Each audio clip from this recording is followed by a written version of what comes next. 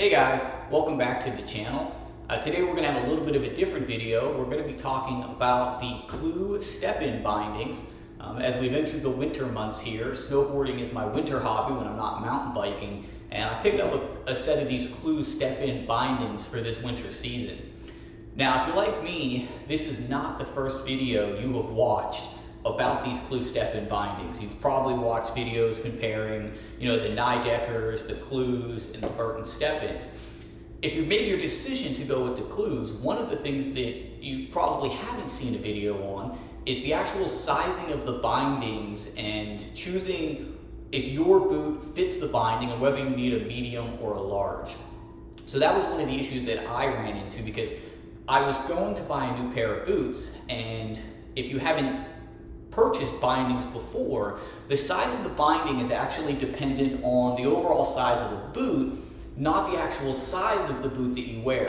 So one of the things we're going to do in this video is we're going to measure the boots that I have and that I chose to go with and show you how they fit in these bindings. So let's open this box, show you what comes inside, show you all of the adjustability options, and then we'll talk about sizing. So let's dive in.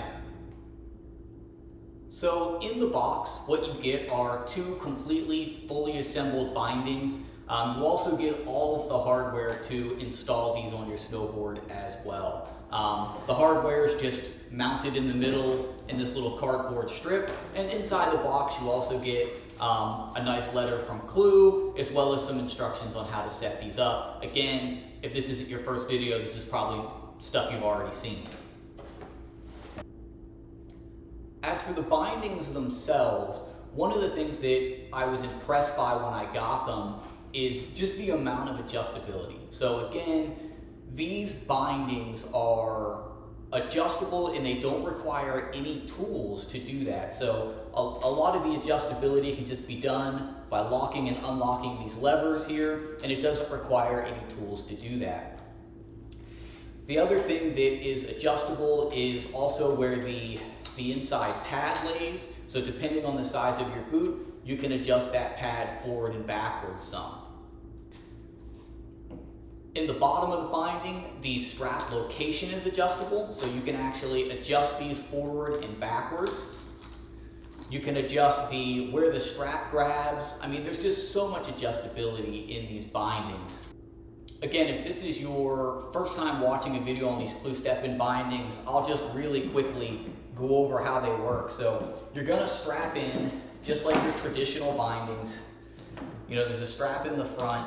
And one of the selling points about the Clews over something like the Burton Step-ins, again, is that you could run any boot that you want. So that was a big selling point for me because I've been having problems with my boots and just not being comfortable for me. So the Clew Step-ins and being able to run any boot that I want was a big selling point. So here we are, we've got the boot attached in.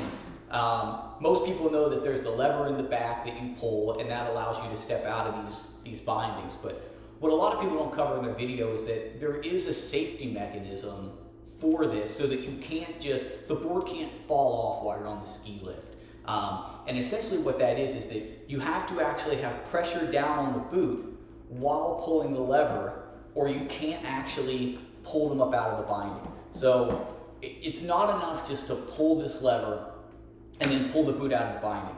You do have to actually be applying pressure down when you pull this for this boot to actually come out of the binding. And you can see I'm having a hard time just getting it out of the binding without having my foot in the boot. It is not as easy as people think to get the boot to just come out of the binding. So again, if safety is one of the things that you're concerned about, I don't think that's going to be an issue. Now, when you're wearing this, it's very intuitive because you already have your weight down on the board. So pulling the lever, it comes out really easy. But the moment you have any kind of force pulling down on the board, you can't just pull this lever and pull the board off the bottom of your foot. So again, if that's something you're concerned about, it's really not a concern.